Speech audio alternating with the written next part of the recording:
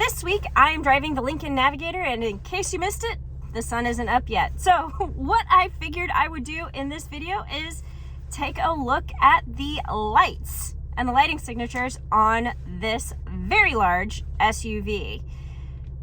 My name is Jill Ciminillo with Pickup Truck Plus SUV Talk, and yeah, let's turn on the lights. Since I'm sitting inside the vehicle and yeah, it's kind of cold outside, I figured we would just, well, start here. So the first thing that you're going to notice is you have this really nice, well-lit control panel on the center stack. And you know, what's really interesting is it's not even connected to the dash area. It kind of has a flow down and then a little bit of a disconnect, and then you have this control panel here that will work your climate and your audio and your panel up on the dash.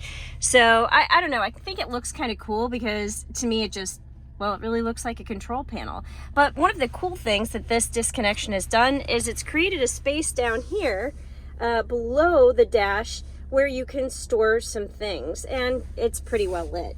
So you can see, you can set your phone, your wallet, things like that down there, but it's also a big enough space that you could set a purse, a bag, some groceries, things like that down there as well. And I really love it when vehicles have that space. And when you have a vehicle as big as the Lincoln Navigator, yeah, if you can't do that, why, you know, why wouldn't you do that?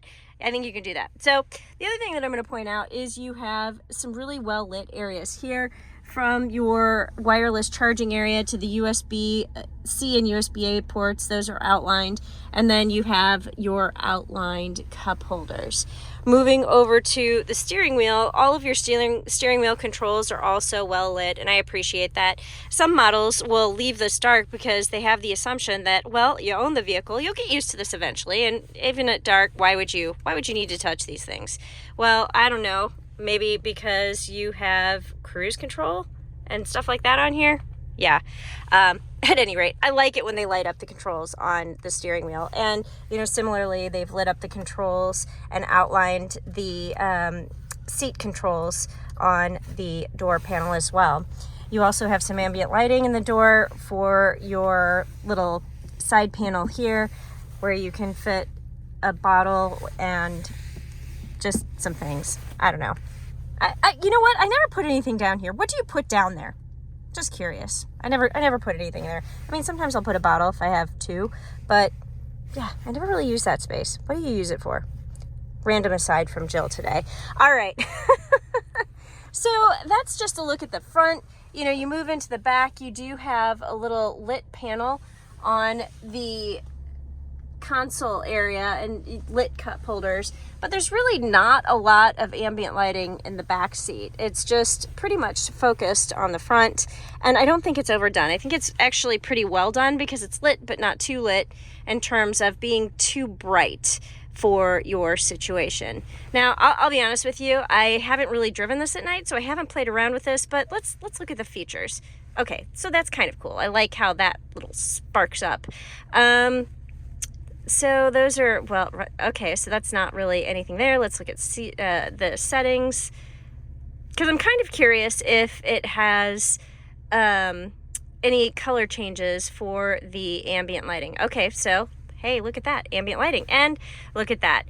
You know what? I would be surprised if a Ford product didn't have ambient lighting changes. So it doesn't give you a lot of changes. You just have 7. But as you can see, it's currently on that blue color. We can go to yellow. So, I mean, it does give you a couple of changes. In the exterior of this vehicle, which you probably won't be able to see because it's dark outside, the exterior is burgundy. So, I don't know. You know what? I'm typically a huge pink fan, but I'll be honest with you, this makes me think of Genesis vehicles, because for some reason they always like to deliver us with the pink ambient lighting, because I'm assuming, I'm a girl, yeah, maybe I would choose that, but not a lot of dudes would select pink, but I don't know. At any rate, I like pink, but the red is nice as well. What? Okay, this is a Lincoln. I think the white is kind of classy. I think you know what, we're just gonna leave it on white. So you do have some color options for your ambient lighting, but it's not a lot. You don't have any custom colors, but I like that. And did it have, so it gives you the colors. It doesn't let you show how bright or dim it is. So kind of what you see is what you get here. All right, so that's pretty much the lighting on the interior of the Lincoln Navigator. Let's step to the outside, because there's actually some interesting welcome sequences that happen, and I like the exterior lighting. I think it's classy. Now, exterior lighting is always going to be really difficult to capture with cameras and without filters and all that stuff, but hey, I'm going to try. So what you've got going on right here is you have LED lights. So you've got your daytime running light here, and yeah, it's dark outside, so my headlights are on. But this is what I really think is cool. I love the Lincoln emblem that just kind of becomes a little emblazoned lighted spot on the grill, and I think that makes it very distinct. I think that means, you know, when this vehicle is coming up behind you, you know exactly what it is, and I think that it looks really, really good. Moving around to the back of the vehicle, really, really long, you can see you just have this single bar going across the back here, which is pretty signature Lincoln, and I think it looks pretty good. You know, one thing I want to do also is turn on the headlights. Yeah, it's trash day in Indiana. Turn on the headlights, or not the headlights, the blinker indicator, and so you can see what that looks like. Also, I'll point out some really good lighting there on the door sill. So yeah, you have your lighting on the side mirror. And one of the things I think that Lincoln has done that's pretty interesting is they have this light right here, which has become the turn indicator light, rather than taking that daytime running light around the headlight and making that your turn indicator. So coming around to the back, hey, look at this, you have an amber light. I know people really look for that in vehicles. They hate it when the turn indicator is red. So yeah, so that's just this light right here on the tail light. That is the turn indicator.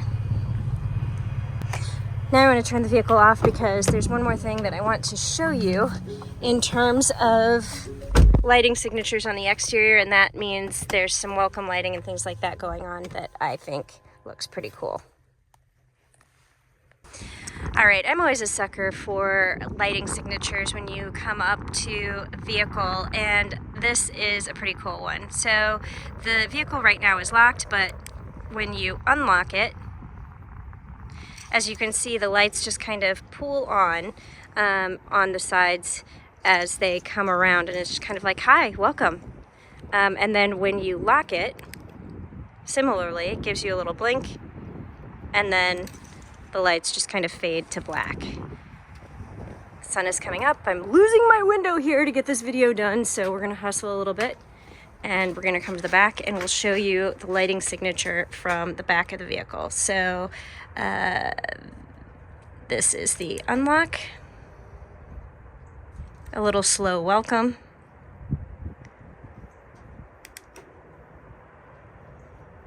and that is the lock. It's stupid and simple, but I don't know, I just think it really adds a lot to the ambiance and the just overall elegance of the vehicle.